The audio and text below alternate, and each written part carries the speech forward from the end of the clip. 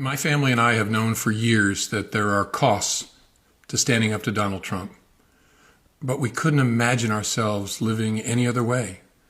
We will not live on our knees, and you shouldn't either. Somebody that I love dearly recently said that fear is the tool of a tyrant, and she's right. But I'm not afraid, and I hope you're not either. I hope instead you are engaged, you are paying attention, and you will vote like your beloved country depends upon it, which it does. My heart is broken for the Department of Justice, but I have great confidence in the federal judicial system, and I'm innocent.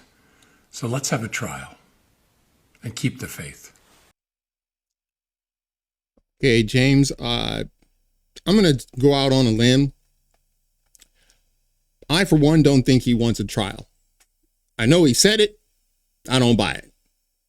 Because if you have a trial, you're probably going to have to bring in Andrew McCabe.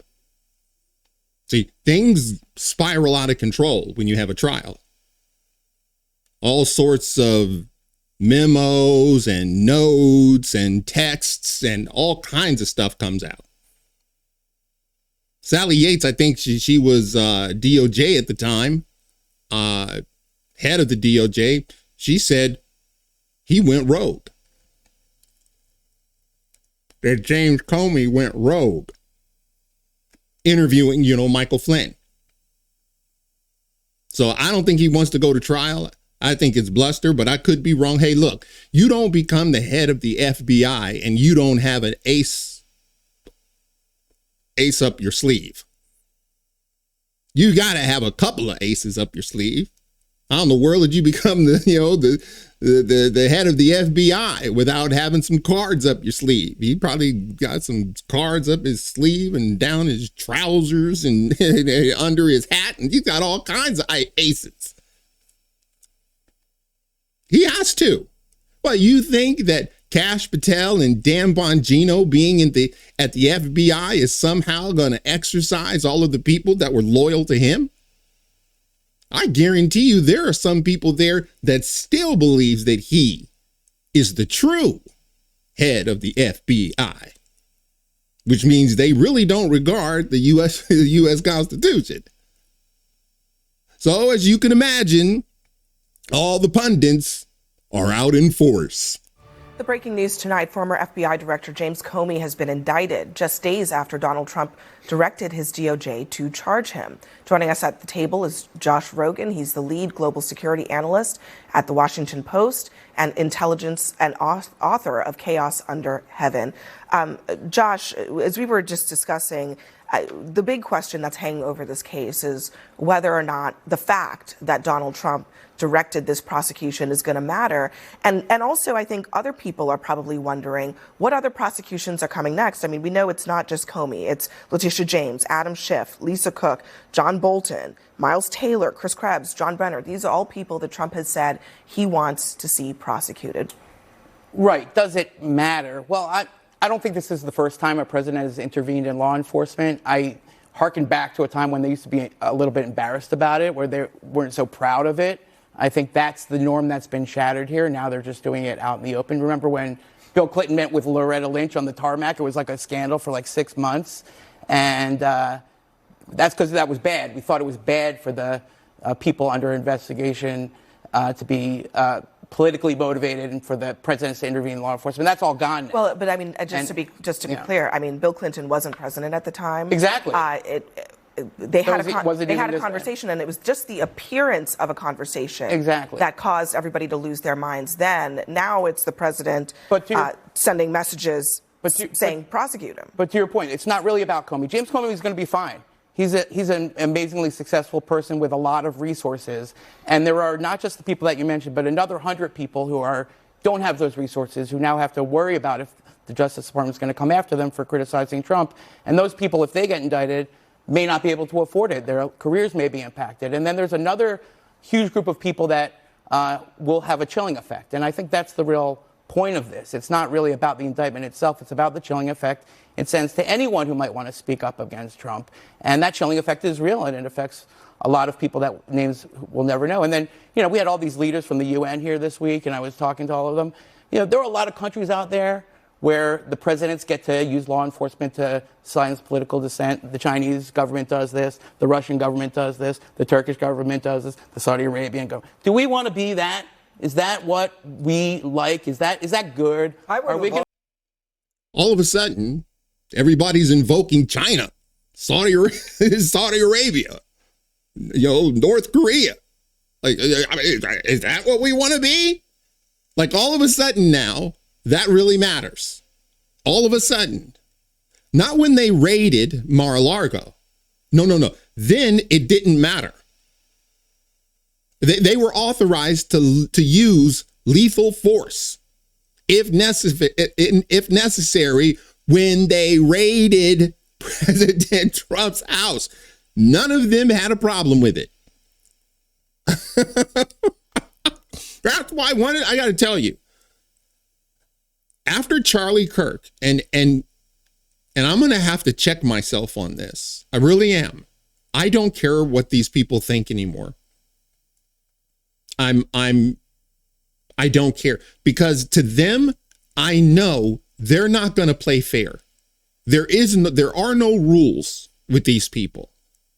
They're saying that I can't believe it. He called for it, and yeah, he put it on blast. He put it on social media. And now some people say that he did it on accident, that he thought he was putting it in a memo or something like that, but somehow it ended up on Truth Social. It's like, wait, what? It's just like, I don't think so. I think he was putting Pam Bondi on blast to light a fire under her behind because the statute of limitations was about to expire. What? That's what happened. And that's the reason it happened. It's just my opinion. Because look, man, the two indictments, what do you think they saw that warranted an indictment? It's not like, they didn't have anything. They must have had something.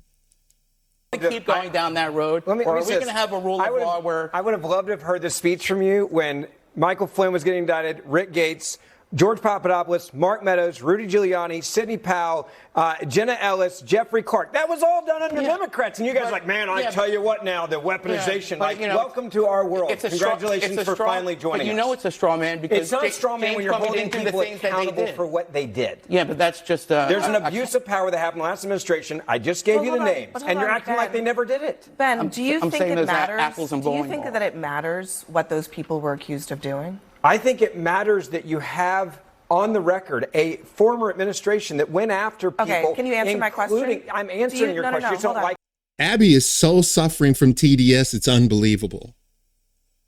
What exactly did Sidney Powell do? It was one of his attorneys. That was one of Trump's attorneys. All she was doing was her duty, her constitutional duty, to provide him a defense. She was in the crosshairs of RICO. For those of you who don't know, that's what Fani Willis was going after. All of those people that he was mentioning, those were all Trump's lawyers. His lawyers. So you say do you think that whether or not they did it, what did Sidney Powell do? Why was the case dismissed? Why did they get rid of it? And it's not even her. There was because this kind of stuff drives me nuts. You've got a bunch of attorneys that are, Rudy Giuliani giving Donald Trump his defense. They said that they were part of the cabal and they're all going down. Sidney Powell didn't do anything. Rudy Giuliani didn't do anything, but they took him down anyway, or at least they tried to. Had they had their way, his entire attorney team would be behind bars right now. What I'm Do saying. you think it matters? Does it matter whether or not those people actually did the things that they were accused of doing? I'll give you a great example of answering this question. When James Comey decided, I'm going to go into the situation room and I'm going to hang out with a guy and entrap him. You could literally just answer that by saying, yes, it matters, no, it doesn't matter. I go back to the facts. Do you think it matters? Well, I think the facts matter. Do you and think that James Comey, do you think that I said this last night, when Michael Flynn was charged with lying to the FBI, does it matter whether he did it or not? I think it's pretty clear they knew they were setting him up to lie. When Roger Stone was charged and convicted of lying to Congress on live TV, and lying to Congress, that was going after your political does it matter to you whether he lied or not? I think it should matter when you lie to Congress. So does it matter to you whether he lied or not? I think we're talking about that right now with James Comey. Yes or no? I just said I think it should across the board. All right, but your argument is basically that they did something bad, so we can do something bad. Look, it only counts with them if we do it. If I don't know if Roger Stone lied, I don't think he did. I don't. And by the way, I know that Michael Flynn did lie. He didn't even have to. That still boggles my mind. But they set him up. I got the clip and I'll prove it to you. By the way, James Comey was bragging that they set him up. He even tells you, well, it really wasn't protocol, but I just figured, it's kind of new and this administration really don't know what they're doing. So I'm going to send a couple of guys. So Michael Flynn probably didn't even know what was going on. I don't know why he lied. He didn't have to. Because he was contacting his Russian counterpart. That's what you do. He was I think, national foreign advisor to President Trump's first term. So yeah, you call your counterparts to either to acquaint yourself with him, like, hey, that I'm going to be your new contact, or that's what you do. They went in there hoping they could catch him in something because they were desperate to make sure the world knew Donald Trump colluded with the Russians. Josh, hang on one second. If it's bad, it's bad. I don't even want to go down the road of. I don't even want to go down the road of the false equivalency, because I'm asking you. Do you think it matters whether the facts support charges or not? 100%. Because if you it guys matters, said at the table tonight that there's no facts for James Comey to be indicted. Hold on a second. You don't know that. False equivalency. False equivalency. She's already on James Comey's side. And she clearly doesn't know what's happening. No. I'm going to tell you that. And by the way, if she does know what happened, well, then she is just a partisan hack. Because James Comey lied. Not just once, by the way. That was his MO. Same goes for John Brennan and James Clapper. They all would get in front of Congress. John Brennan lied about spying on the Senate. He was spying. Swore up and down that he wasn't until it turns out, yeah, he was. He goes, okay. What happened to him? I'll tell you what happened to him. Nothing. And that's what they want. Don't see, you may make this mistake. And let me give you a heads up. You may fall into the trap of left, right. This isn't. Because Donald Trump, particularly 2016, it wasn't right, left. It was establishment versus anti-establishment. And right now, Abby is arguing for the establishment because James Comey represents the establishment. And you gotta stand with the establishment no matter what. Hold on a second, Ben.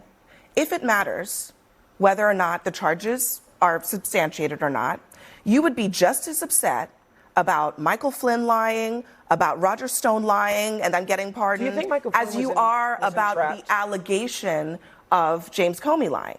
Would you not be? I am angry when anyone uses the government to go after their political opponents the way that the last administration did it. So that Full only is a valid argument if, in fact, it was the government just going after people for things they didn't do. They but went if after they Donald did, Trump in for fact, things he didn't do. But if they did, in fact, commit crimes, Donald Trump had classified documents, and he took those documents as president, and he had a right to them. And by the way, he told the DOJ that, sure, yeah, I'll give them back. You can have them. Totally cooperated. They raided his house anyway.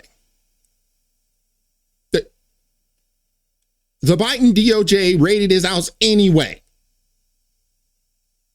I can guarantee you, Abby said nothing. I don't even have to go into the archives. Guarantee you she didn't say jack squat doodly. Only now.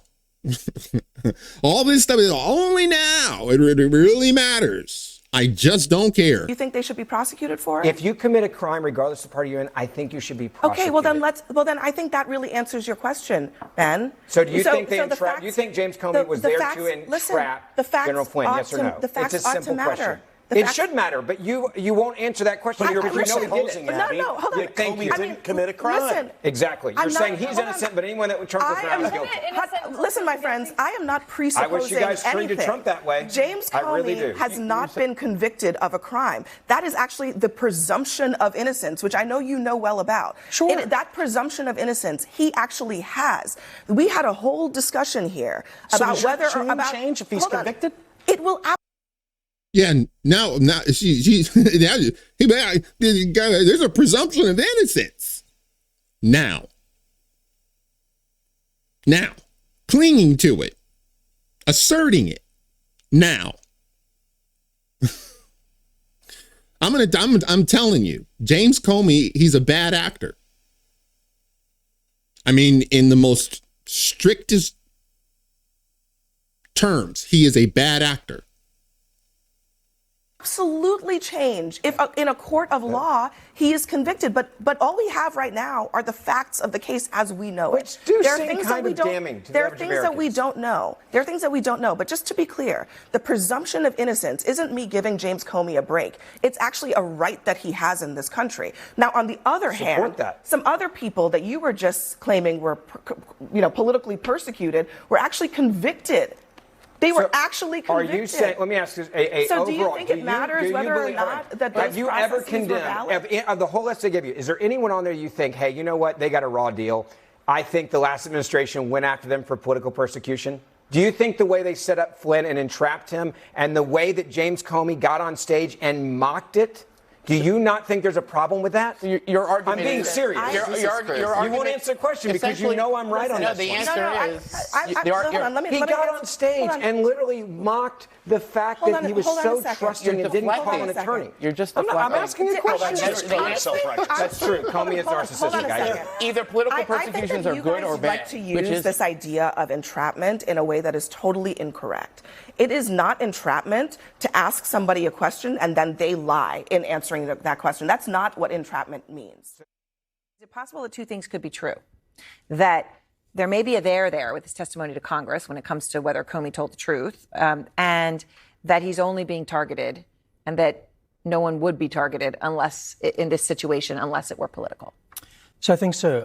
And there could be a there.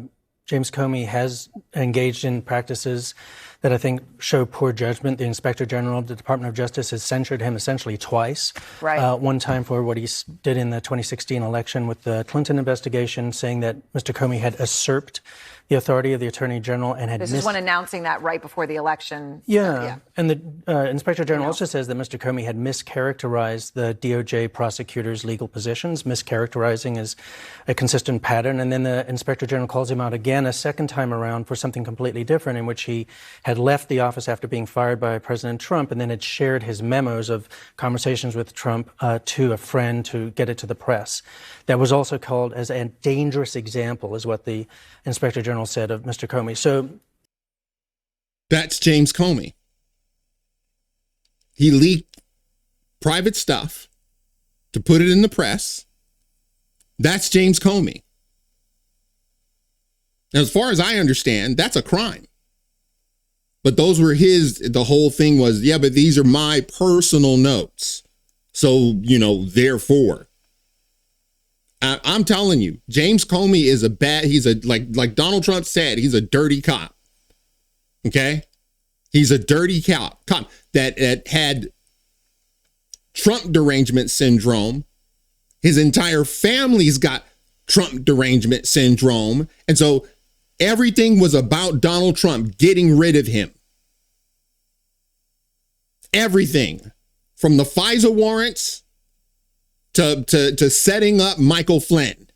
And you're hearing this, at least this guy's being honest. Like, hey, this is not a smart, he's a real patriot. No, he isn't. He's a criminal. There could be there is a discrepancy between Mr. Comey's statement in Congress and what Andy McCabe had said, but there's also ways in which lawyers will parse every single word of what Senator Cruz said. Senator Cruz said that Andy McCabe said that Comey had authorized it and in knowledge of it. Right, and Comey would perhaps say, but I didn't actually make the phone call. Yeah, and in fact, the Inspector General says what McCabe said is not that Comey had pre-authorized it, but McCabe, had told Comey about it and Comey accepted it. That's very different. Then authorize, yes, Yeah. Before and after the fact. Yeah. Anybody knows that, right? Okay, Van. But you think that if Comey is charged, and obviously it looks like that's where this is going. It's clear where the president wants it to go. But you think that this could backfire on Trump big time? Yeah, look, I mean, I think that what you just saw with Jimmy Kimmel is that people are starting to defend the system. This is look, I don't like Comey. No Democrat likes Comey. We see Comey as a person who threw a banana peel in front of Hillary Clinton right before she could have stopped this whole thing back in 2016. So he's no Democrat's favorite anything. But the idea that you're going to go rummaging back through the sock drawer back to 2020 to find something somebody said to put them in prison is totally nuts. It's insane. It's the type. Is it? Van? Is it? Who is it? Peter Navarro? He got put in jail for that. Lying to Congress. I don't understand. All of a sudden, James Comey he walks on water. It's like you go back 5 years. It's like, was there a crime 5 years ago? Van, was there a crime 5 years ago? Okay, that's obstruction.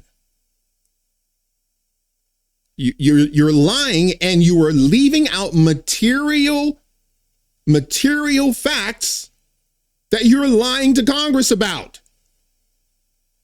I am amazed. See, that's what I say.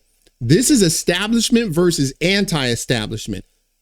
Since Donald Trump got to the White House, he is anti-establishment. He just put it a different way. I'm going to drain the swamp. See?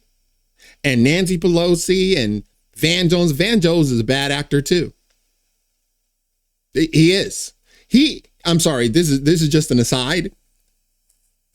After Charlie Kirk died, he said his staff came to him, or one of his aides or whatever came to him and said, hey, Charlie was calling you because he wanted to set up a meeting for you guys to meet, to debate about whatever. He's like, oh, he did? He called me? I didn't know that. It's like, you didn't know that Charlie Kirk called you? You had no idea. I think that he is an opportunist, but I digress. The stuff that happens in a banana republic when you just go after your political enemies. And the idea that this guy, Donald Trump, has tweeted out that he wants this person in jail kind of makes it look like, I don't know, something called selective prosecution. So he's already botched the case, and he continues to do stuff. I think if you listen to people today, it's the first day since November that you see people walking down the street smiling in New York City because Donald Trump stepped on a rake when it came to Jimmy Kimmel, and this will be the second rake. All right, so Governor, let me. So Donald Trump stepped on a rake. Now, okay, they're about to discuss something that really pisses me off about Donald Trump. That he just can't shut up. He can't. Maybe it's the New York in him. All you had to do was shut up. That was your job. Just shut up. By the way, take her. I believe that's the reason he put it on blast to pull Pam Bondi out of the darkness and into the light so she would get stuff done or she was going to be replaced. Donald Trump's not playing, but he couldn't control himself. Like Van just said, he tweeted it. Put it on Truth Social, but you understand. Why? You don't think that that taints the water? You don't think that muddies up the prosecution? Because it does. He really, sometimes, man, he does stuff. It's like, dude, can you just shut up? Ask you about that post, what Trump said over the weekend, right? Which then got rescinded, but it was posted. So then there were questions about where he meant to post it. It said, in part, what about Comey, Adam Shifty Schiff, Letitia? They're all guilty as hell. We can't delay any longer. It's killing our reputation and credibility. They impeached me twice and indicted me over nothing. Justice must be served now. Now he's yelling what he wants done here, Governor. And again, context here, getting rid of the guy who didn't, his own appointee who said there wasn't evidence to prosecute, Letitia James, and replacing him with somebody, as he put in this tweet, who it turns out has actually never prosecuted a case before. How big of a problem is all this? Well, I think if it actually goes to a trial and there's a jury, that type of political pressure will be a major defense for whoever gets charged here, Comey or McCabe or others along those lines. But I think, Aaron, you said something very poignant a couple minutes ago, which is more than one thing could be true at once. It's pretty obvious, well, it is obvious that President Trump is pressuring the prosecutorial system to bring charges against these people. That's, I think, obvious. But number two, that may also be true that Comey engaged in inappropriate or illegal behavior, as alleged. And so just because it's political doesn't mean he didn't do it and he might be guilty. Okay. Okay. There you go. Just because it's political doesn't mean they didn't do it. That is absolutely right. And that's not just James Comey. That's James Clapper and that's John Brennan. That's all of them. The whole kit and caboodle. This stuff just drives me bananas. I mean, they lie and they lie and they lie and they lie. They cheat, manipulate, and this stuff. But, okay, pay very close attention. This is what pisses me off about Donald Trump.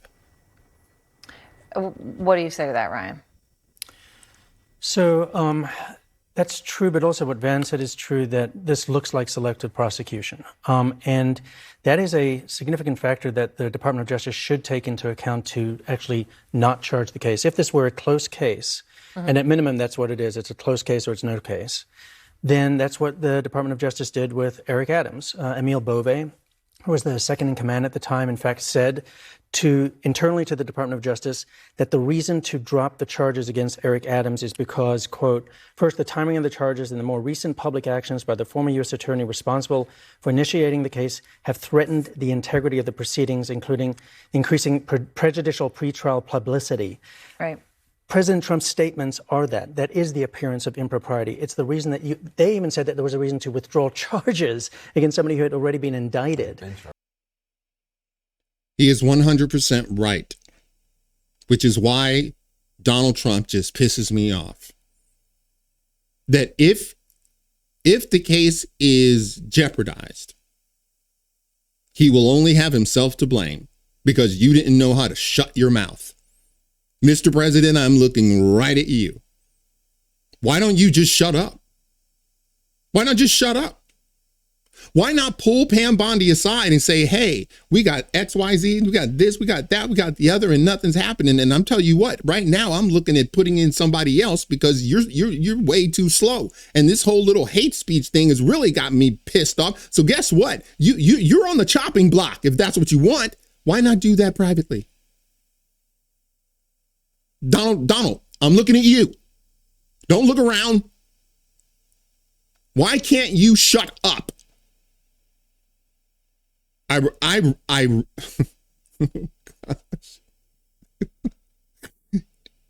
This is one of the things I remember during his first term that something happened in the NFL and he said something and it's like, dude, shut up. No more unforced errors. Stop. What are you playing for the Raiders? They're just like penalty after penalty after penalty. Like, can you just shut up? Now, listen to this, okay? Because this is James Comey. You look at this White House now, and it's hard to imagine 2 FBI agents ending up in the sit room. How did that happen? I sent them.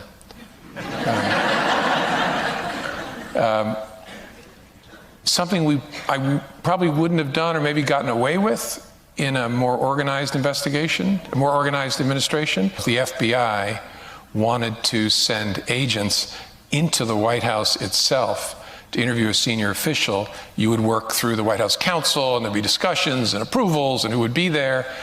And I thought it's early enough, let's just send a couple guys over. And that, ladies and gentlemen, is James Comey. Hey, let's just send the guy. Now, did you get the first time? Hold on a second. You look at this White House now, and it's hard to imagine 2 FBI agents ending up in the sit room. How did that happen? I sent them. I sent them. Now, for those of you who don't know, at the time that he did that, Yates, I think it's Sally Yates, DOJ head, said he went rogue. She didn't authorize that. He worked for her. She should have known. And by the way, the term, it was Lindsey Graham. Lindsey Graham says, would you call that like rogue behavior? She said, yes, that term would fit. She went on to like defend the actions, but he said, yeah, he went rogue. He just sent them. He said, you know what? Let's just go there. Guess what? Typically, I wouldn't really do this if they were more sophisticated. What he really said was he wouldn't have done it because he wouldn't have gotten away with it under Obama administration. But there's more. Something I probably wouldn't have done or maybe gotten away with in a more organized investigation, a more organized administration. He wouldn't have gotten away with it with a more organized White House. And Donald Trump, they were flat on their feet. They never been to they didn't live in Washington D.C. They don't have a clue what they're doing. They don't know what's going on. I'm telling you, he took advantage of it. He took advantage, and he tells you. The FBI wanted to send agents into the White House itself to interview a senior official. You would work through the White House counsel, and there'd be discussions and approvals and who would be there. And so you just jumped protocol because you figured you could. You didn't do it the right way, the way you're supposed to do it. You knew what was the right way. You knew the right way, and you just went on and blasted through it. That's when the prior segment, when he was saying they set up Flynn, because he sent those guys over there, that would have never happened without him knowing they're coming. Had he followed protocol, like you just heard, lawyer tells this person tells that person, the staff head says this person, and he would have had a heads up that they're coming. He could have even prepared something. He didn't want that. And so he kind of sets him up. Like, yeah, you know what? You don't even need a lawyer. I think there was something along those lines. Telling him, I don't know, we're just coming to talk. What? We're just coming to talk. That's James Comey. A POS. I thought it's early enough. Let's just send a couple guys over. You hear everyone laughing? That's the left. It's always funny to them when they skirt the regulations, when they skirt the law, it's always funny. Hey, we're only doing it to Trump. It's not like, you know, everybody like respects him. See, this is establishment versus anti-establishment.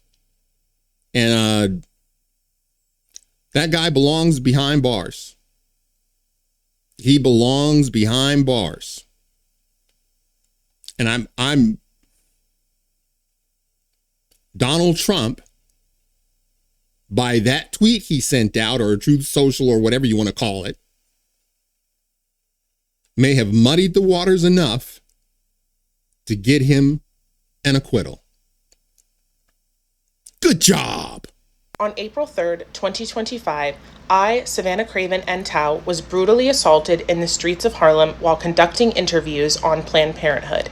The entire shocking interaction was caught on camera by my husband, leaving no doubt that the assailant, Breonna J. Rivers, was not only guilty of aggravated assault, but also exulting over her own vicious criminal act. Rivers was arrested and reportedly charged with felony assault.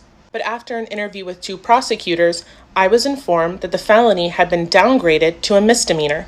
Despite indisputable video evidence of brutal assault and battery, producing significant injury, trauma, and resulting in over $3,000 in medical bills. Over the next few weeks, the office of the New York District Attorney, Alvin Bragg, infamous for its 2-tiered system of justice that favors criminals over victims, failed to pursue the case. On July 23rd, 2025, I find out the prosecution simply allowed this misdemeanor to be dismissed on speedy trial grounds, apparently due to the prosecution's failure to file a certificate of readiness. I was never advised by the prosecution that my case had essentially been abandoned. As a matter of fact, the prosecutor assigned to handle my case isn't even admitted to the New York bar, just an inexperienced law school graduate.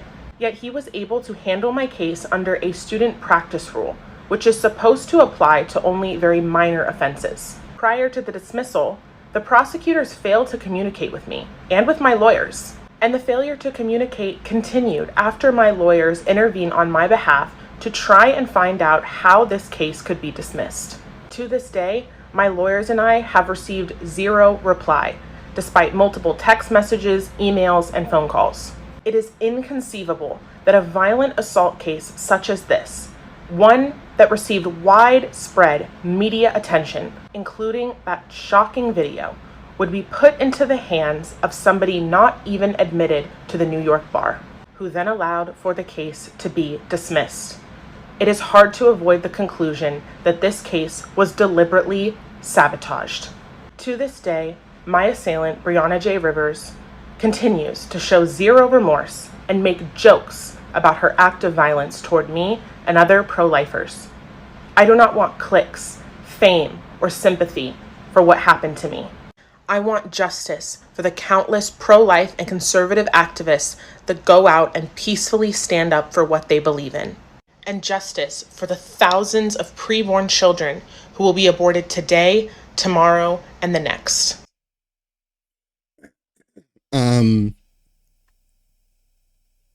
That's New York. Sadly to say, the same thing probably would have happened had she been in California. Because they're really not concerned about the criminal.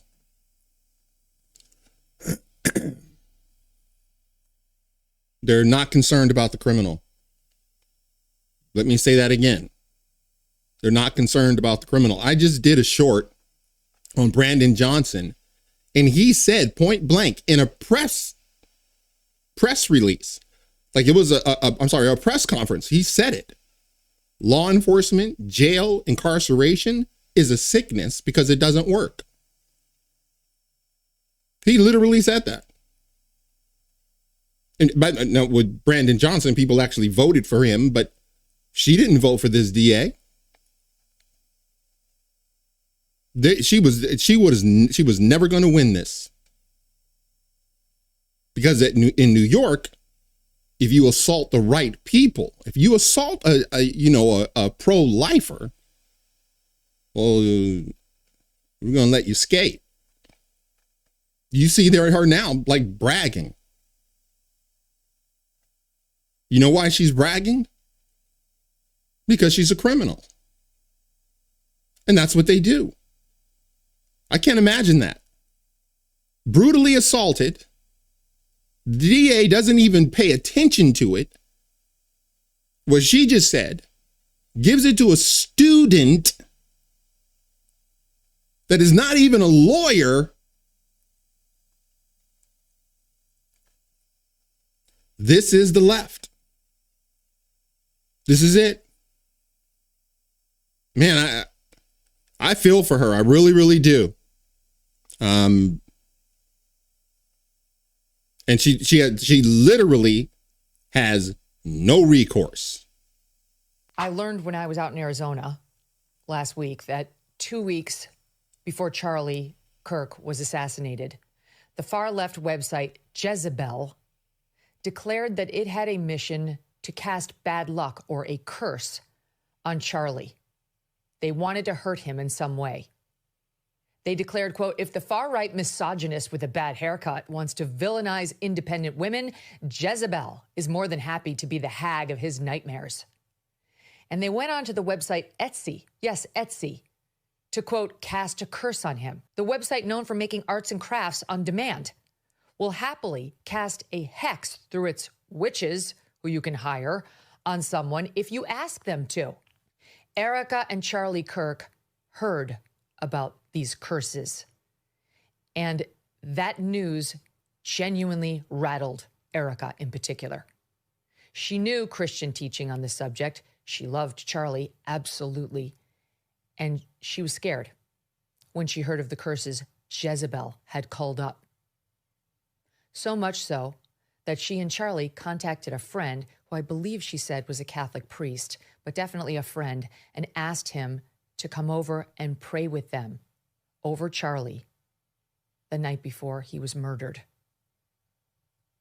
She eventually worked it through, and so did Charlie. That, as she later told me, weapons will form but not prosper. That Satan and those witches have no power. So just to add a little color to the story, I think that the people who did this, and what we've learned about those women, is I think they were probably who hired, the people that did the hiring were probably trying to be funny. People that don't believe in spiritual forces were probably just like, LOL, it's like Vice. It's like, Vice publication. Like, I smoked a blunt and, listened to the Beatles music backwards. Like, it's like they don't take that stuff seriously. So they're trying to be like, haha, funny headline, right?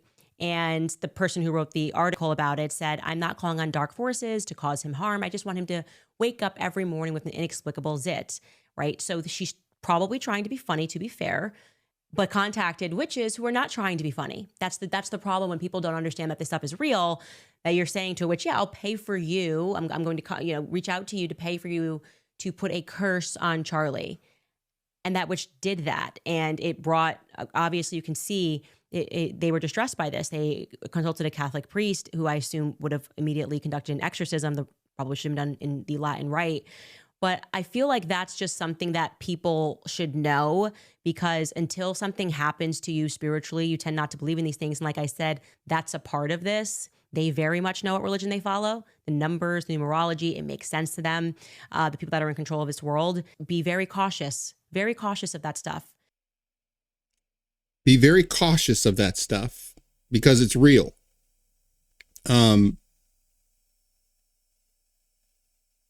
I hadn't heard that. And I don't know that anyone heard that. But we are in a spiritual war. And it's very unfortunate. Now, I think I've told you guys this before. I used to work for this sporting goods store. I was a ski tech, and we had an actual expo in downtown LA, or not in downtown LA, in South Central at the sports arena. And believe it or not, those were my old stomping grounds, and I knew exactly where it was. And I lived, just a couple of blocks away from sports arena. Anyway, I'm going out for a Subway. I'm crossing the street. It's middle of the day, 1 o'clock. And I hear, "What up, cuz?" Now, I knew it was directed at me because you got a bunch of, employees, from this sporting goods store. We all have on the same, shirt and whatever. It turns out that the shirt was red.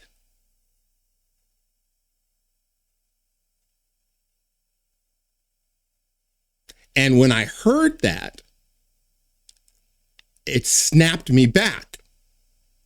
And I was like, oh, crap. Because I completely forgot. I completely forgot. Now, in my mind, I'm not at war with that guy. I'm not going to shoot at that guy. It's ridiculous. Unfortunately for me, he was serious. For him, there is a war. So I had a red truck, red Nikes with at least the white with a red stripe, and a red shirt in what is blue territory. Let's put it like that. Crip territory. And I remember when I got there, I just wanted to get a bag of chips or whatever. I pull up to the gas station, Crips everywhere, with my red shirt, red Nike, and I couldn't figure out why everybody is staring at me like I was an alien. Oh man, what was that all about? I just got back in the car and And when I heard that guy call that out when I went out for lunch, I go, oh crap. I wasn't at war. I didn't take it seriously, but he did. Maybe you don't take it seriously. Maybe Jezebel doesn't take it seriously. Maybe Etsy didn't take it seriously. The witch does. She takes it extremely serious. Life and death. Now, what some of you are probably thinking, and rightfully so, I get it. You mean to tell me that Trump couldn't stop it? Or, I'm sorry, God couldn't stop it? Well, yes, of course he could.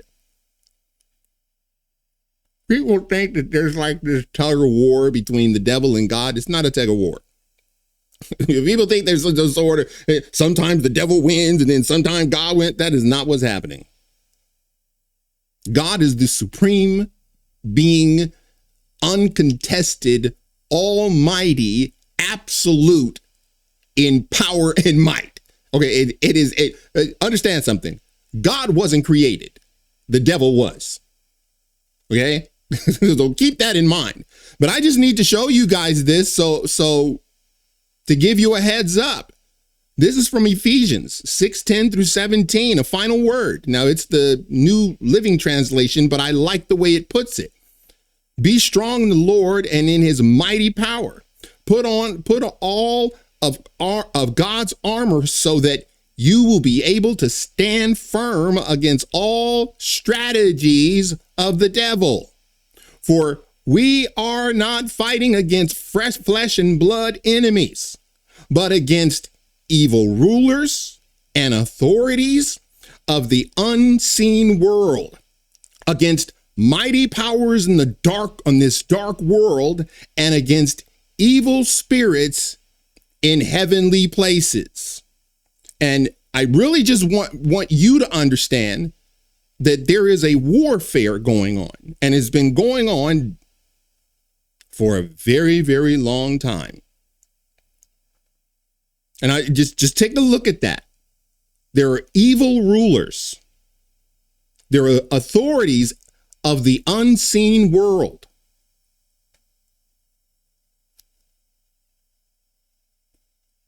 Now, I'll tell you, I'm trying to figure out how to say this without you going, hey, Stu, something going on. I've seen these spirits there. Okay? Yeah. I've seen them.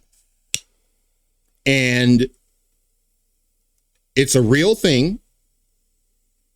And they have an assignment. And it is very easy for us to slip into this notion that we're fighting the left. Now, with regard to policies, yes, but with regard to people, no. We're actually fighting the spirit that's influencing them. And it's very difficult. Maybe it's only me, but it is very difficult. Like it's hard to look at a person and then understand the person is not the one you're fighting. It's the spirit that's controlling that person. And Paul lays it out for us that evil spirits in heavenly places, in other words, they're up there, that you are living in and here's the bottom line, okay? You live in two realities. Okay.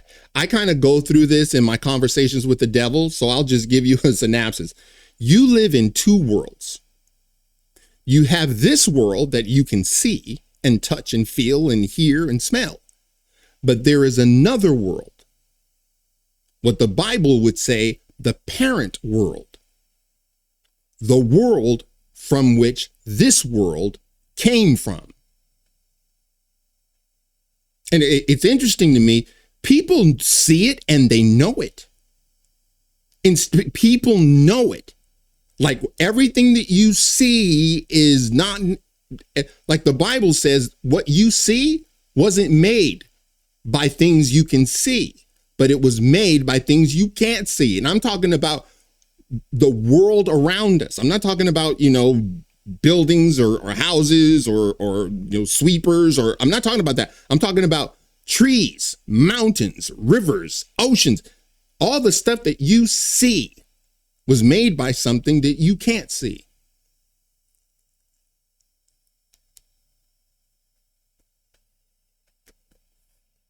And that those things are real. And though you may not be taking it seriously, they take it deadly seriously. They are hell-bent on influencing you. And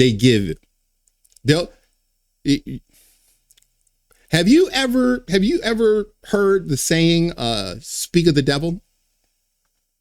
Like you're talking about something, or you're talking about this or that or whatever, and then all of a sudden it pops up. Now people, they just kind of look, it's ridiculous. Okay. You keep telling yourself that as it keeps on happening. Like he will give you opportunities. That's what the devil does. And it's all he can do. He'll give you an opportunity.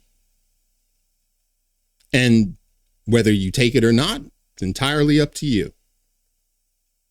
That's why it's very important to be prayed up and in the word, like reading your Bible. Very important. Because although you take your family for granted, the devil doesn't.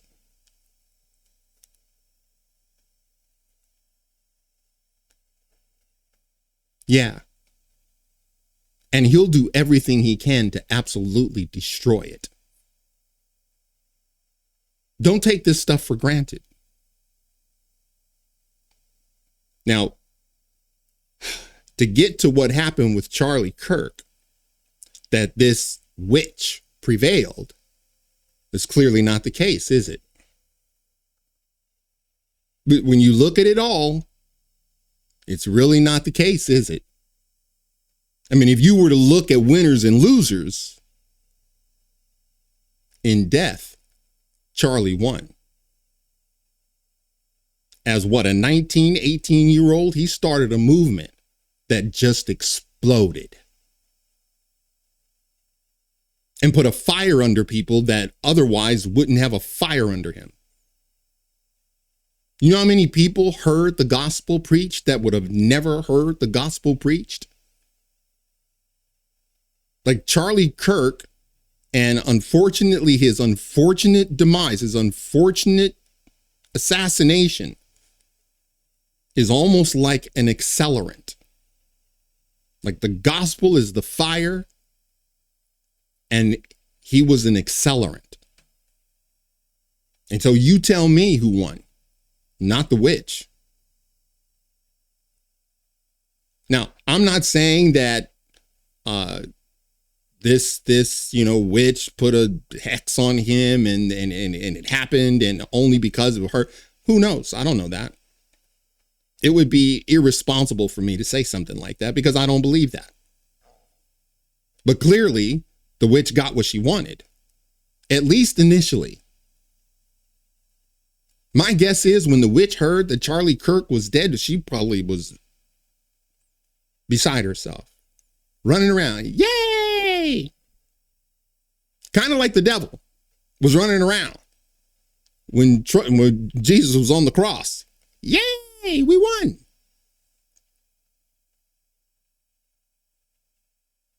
Wait, what?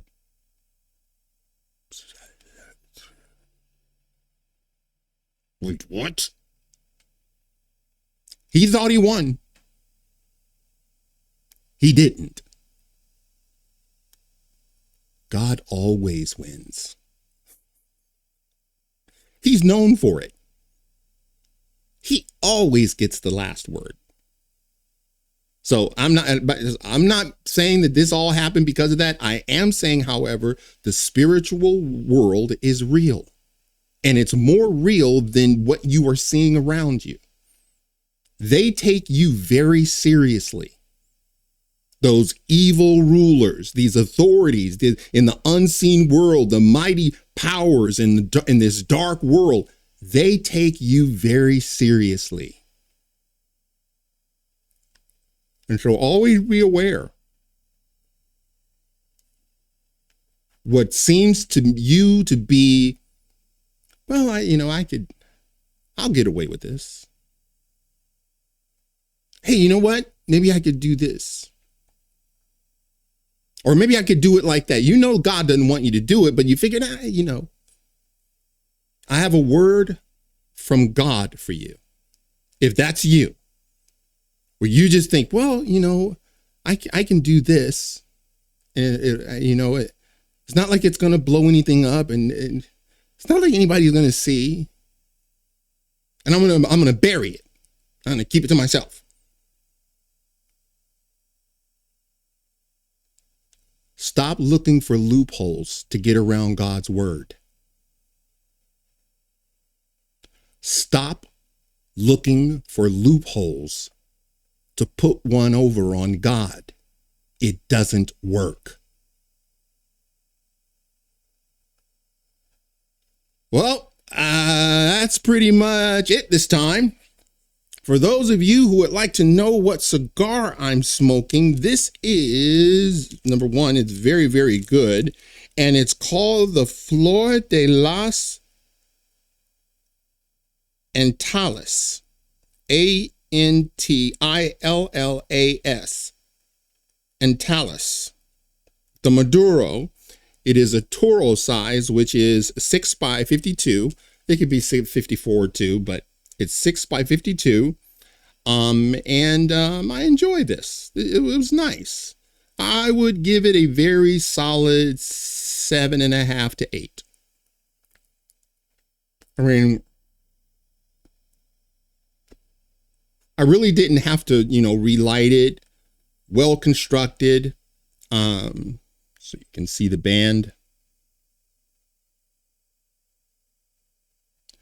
Yeah, it's a good cigar. It's a solid cigar. Not necessarily something you would write home about, but it's a nice cigar. All right, guys, that's it for now. If you like this video, smash the like button and subscribe. And if you're following me on Rumble, please press that follow button. And until the next time, God bless.